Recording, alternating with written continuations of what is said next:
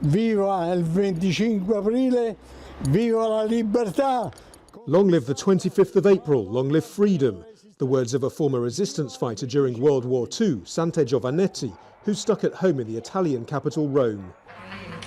The nationwide lockdown means on the 75th anniversary of Liberation Day, marking the end of fascism, they're hanging flags from their windows up and down the country instead of holding parades.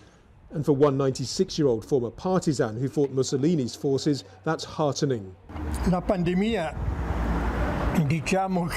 Right now the pandemic is more important than anti-fascist demonstrations, but we must also keep them alive, especially at this time. Because at this moment we might destroy everything of the Italian democratic state in the name of a pandemic that is very dangerous and very uncertain. It's that uncertainty that's behind Belgium's approach as it plans to gradually lift restrictions, despite having the highest coronavirus death rate per capita in Europe. From the 4th of May, when the first shops reopen, everyone aged 12 or over will have to wear a mask on public transport. The government's promising to help. The federal government and the different entities are implementing a common strategy to guarantee that every citizen will receive for free at least one protective mask, covering both the mouth and the nose. Bars and restaurants across Belgium will start reopening in June, but the government says it will bring back restrictions if the medical situation worsens. It's not an easy question.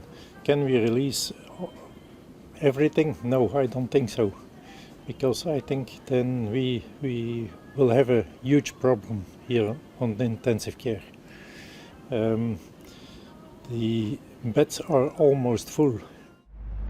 In Britain, where the number of people recorded as dying in hospital from COVID-19 has gone past 20,000, people are being urged to be patient and stick to the stay-home guidelines. The 5 tests we have laid out must be met before we can ease these life-saving restrictions.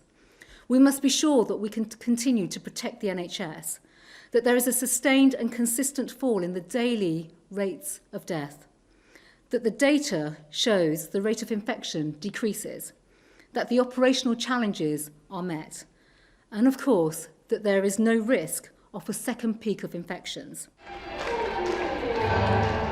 Meanwhile, in the French capital, where restrictions are even tougher, this neighbourhood cinema is projecting films onto its walls for anyone living near enough. A simple way of bringing people together until they're allowed to socialise once again. Nadeem Barber, Al Jazeera.